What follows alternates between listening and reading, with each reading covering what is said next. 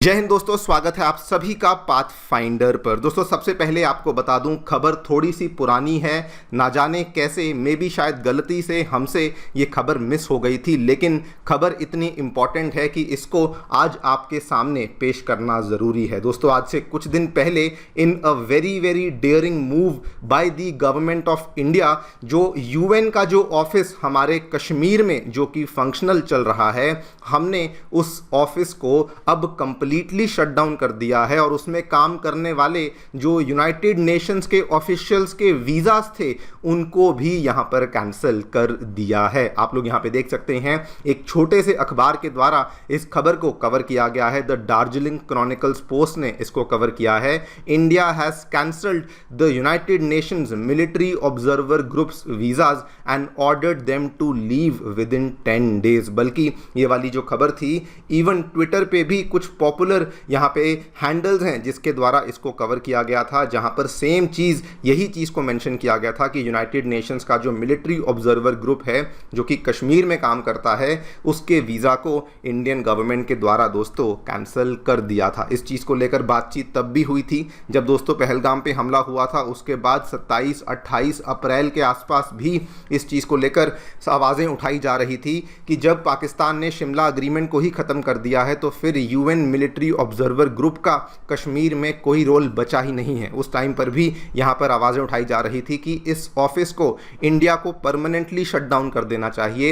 And अब दोस्तों भारत ने वो कदम यहाँ पे ले लिया है। उन लोगों के जो वीज़ाज़ हैं उनको भी यहाँ पर कैंसिल कर दिया है। इस पूरी चीज़ के बारे में तो हम लोग बातचीत करेंगे ही करेंगे कि व्हाट हैज़ इंडिया डन, लेकिन साथ में मैं आपको इस UNMOGIP, जिसको UN मोगिप भी कहा जाता है, इसके ऑफिस की हिस्ट्री भी बताऊंगा कि कैसे ये भारत में आया एंड इतनी ह्यूमिलिएशन झेलने के बाद भी, बर्दाश्त करने के बाद भी, ये कैसे अभी भी इंडिया में ही बैठे हुए थे, लेकिन अब इंडियन गवर्नमेंट ने in a very very daring move इनके ऑफिस को बंद किया है और इनके वीज़ास को भी कैंसिल कर दिया है। बल्कि यहाँ पर जो लोग हैं वो इसको एक तरीके से उसके साथ भी मैच कर रहे हैं जैसे इजराइल ने अपने देश में से UNRWA एजेंसी को निकाला था, बिल्कुल वैसे ही इंडिया के द्वारा भी यहाँ पर सिमिलर कदम लिया गया है। बात करेंगे दोस्तों इस पूरी डेवलपमेंट के बारे में, क्या देखने मिला है एंड ऑल्सो UN ने इस चीज़ के ऊपर क्या एक्शन लिया है, उसके बारे में चर्चा भी करी जाएगी। एंड इंडिया ने अब फाइनली इनके वीज़ास क्यों कैंसिल किए वो भी मैं आपके साथ डिस्कस करूँगा। आइए शुरू करते हैं मेरे साथ। मेरा नाम है अनिरुद्ध।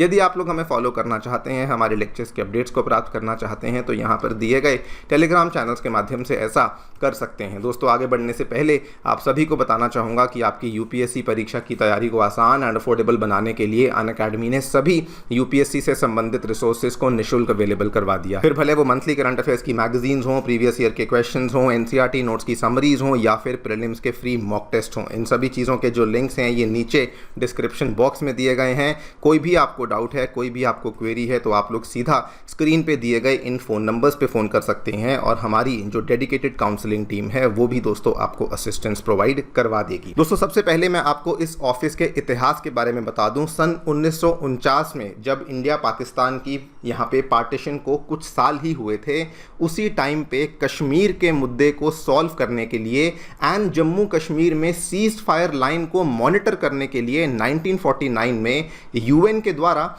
एक स्पेशल ऑफिस को आयोजित किया गया था, जिसका एक दफ्तर पाकिस्तान में था और एक दफ्तर इंडिया के श्रीनगर में देखने को मिलता था। इसका जो नाम यहाँ पे फाइनल किया गया था, that was known as United Nations military observer group in India and Pakistan. और ये इसलिए किया गया था कि सो दैट जम्मू कश्मीर में जो बेसिकली अमन और शांति है वो बनी रहे। लेकिन उसके बाद 1972 में जब शिमला अग्रीमेंट दोस्तों साइन हुआ, आपको याद होगा ये वाला अग्रीमेंट साइन हुआ था, जब इस चीज़ को लेकर तय किया गया था कि अब से जो भी मुद्दा होगा इंडिया पाकिस्तान के बीच में वो एक बायलैटरल मुद्दा होगा और उसको पाकिस्तान और इंडिया मिलकर के ही यहाँ पे सॉल्व करेंगे, किसी भी थर्ड पार्टी को बीच में नहीं लाया जाएगा। उस टाइम पर इंडिया ने ये कहा कि जब शिमला अग्रीमेंट आ चुका है तो अब स्पेसिफिकली यूएन ऑफिस का इंडिया में कोई भी रोल नहीं बचा, बिकॉज अब तो हम लोग सीज फायर को भी खुद ही मॉनिटर कर लेंगे और जो भी यहाँ पर बाकी के डिस्प्यूट्स हैं उनको भी सॉल्व कर लेंगे, आपको यहाँ से चले जाना चाहिए। लेकिन तब भी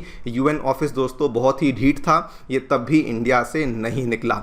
इसके पीछे मेन रीज़न ये था कि पाकिस्तान ने शिमला अग्रीमेंट पे साइन तो कर दिया, लेकिन तब से हमेशा ही पाकिस्तान कश्मीर के मुद्दे को इंटरनेशनलाइज करने की कोशिश करता रहा, जिसकी वजह से यूएन को सपोर्ट मिलती रही।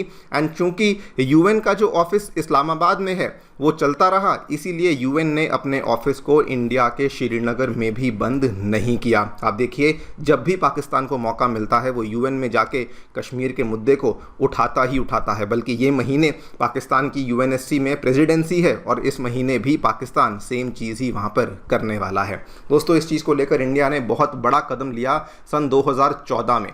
जो इनका दिल्ली ऑफिस था उसको इंडिया ने कहा कि आप उसको खाली करिए, आपका यहाँ पे कोई रोल नहीं है, और ये हो भी चुका था। ये वाली ह्यूमिलेशन का भी यहाँ पे टारगेट यही था कि आपका शिमला अग्रीमेंट के बाद कोई रोल नहीं है, आप हमारे देश से निकल जाइए। लेकिन तब भी यूएन टीम फिर भी यहाँ पे बैठी रही। और दोस्तों, जब 2019 में 370 को हटाया गया तब तो इंडिया ने साफ साफ बोल दिया कि अब तो जम्मू कश्मीर के ऊपर हमारी सेंट्रल गवर्नमेंट की सोवरेनिटी आ चुकी है और अब तो कोई भी मतलब नहीं है कि यूएन का जो ऑफिस है वो श्रीनगर में चलता रहे। एंड उस टाइम पर हमारे जो एलजी मनोज सिन्हा जी जम्मू कश्मीर में, इन्होंने भी साफ साफ कहा कि अब जम्मू कश्मीर फुली इंटीग्रेट हो चुका है, स्पेशल स्टेटस खत्म हो चुका है। इसका मतलब साफ है कि यूएन ऑफिस का यहाँ पे कोई रोल नहीं है। उन्होंने इसको एक एनाक्रोनिज्म कहा, कहते हुए कि ये एक बहुत ही गलत बात है कि सब कुछ सॉल्व होने के बाद भी यूएन का जो ऑफिस है वो अभी भी यहाँ पर बैठा हुआ है। लेकिन रीज़न आप भी जानते हैं, इसको पाकिस्तान की तरफ से सपोर्ट थी, जिसकी वजह से उन्होंने इस्लामाबाद का ऑफिस तो नहीं खाली किया और बल्कि इवन जो भारत का ऑफिस था श्रीनगर का, वहाँ पर से भी वो इसको खाली नहीं कर रहे थे। बल्कि जो जम्मू कश्मीर के लोकल्स हैं वो भी इस चीज़ से खुश नहीं थे। उन्होंने कहा UN MOGIP is a relic of the past और इसको भारत से चले जाना चाहिए। लेकिन दोस्तों, फिर भी सिचुएशन वैसी की वैसी ही रही। लेकिन उसके बाद बदलाव आया जब पहलगाम पे हमला हुआ और 2 दिनों के बाद पाकिस्तान ने शिमला अग्रीमेंट को ही सस्पेंड कर दिया। जिस दिन ये वाला शिमला अग्रीमेंट सस्पेंड कर दिया गया, उस दिन दोस्तों इंडिया की तरफ से आवाज़ें उठना शुरू हुई कि अब तो यूएन ऑफिस को खाली करना ही होगा, बिकॉज शिमला अग्रीमेंट को भी ये लोग बचा नहीं पाए तो इनका फिर रोल क्या है। सीज फायर को तो ये ऑब्वियसली रोक नहीं पा रहे, जो यहाँ पे प्रॉब्लम्स हैं वो बढ़ती जा रही हैं। पहलगाम में हमला हो गया और अब पाकिस्तान किसी प्रकार के शिमला अग्रीमेंट को भी नहीं मानता, तो फिर यूएन आखिरकार यहाँ पे कर क्या रहा है। और इसी चीज़ का जवाब था कि दोस्तों इंडियन गवर्नमेंट के द्वारा उसी यूएन मोगिब के लोगों के वीज़ास को कैंसिल किया गया और उनको 10 दिनों में भारत छोड़ने का भी यहाँ पर जो आदेश था वो दे दिया गया था। मल्टीपल रिपोर्ट्स यहाँ पे सामने आई हैं कि यूएन मोगिब वीज़ास कैंसिल कर दिए गए हैं, 10 दिनों में उनको निकल जाने का भी आदेश दिया गया है। लेकिन सरप्राइजिंगली यूएन ने दोस्तों इस चीज़ के ऊपर कोई भी एक्शन नहीं लिया। अब ये एक्शन क्यों नहीं लिया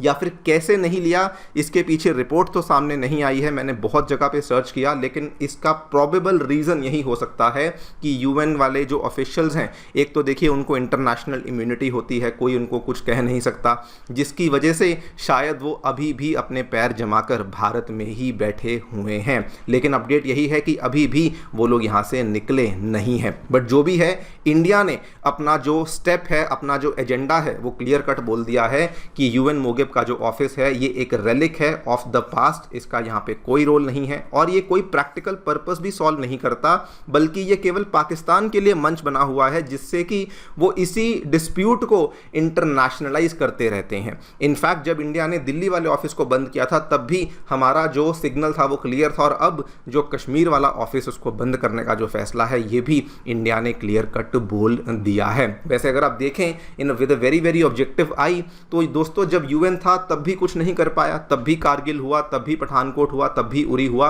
लेकिन उसके बावजूद भी पहलगाम हुआ। तो यूएन हो या ना हो कोई फर्क नहीं पड़ता और अब तो वैसे भी शिमला अग्रीमेंट सस्पेंड हो चुका है और इसीलिए इंडिया के द्वारा जो लिया गया कदम है I think it makes a lot of sense now. देखते हैं क्या होता है।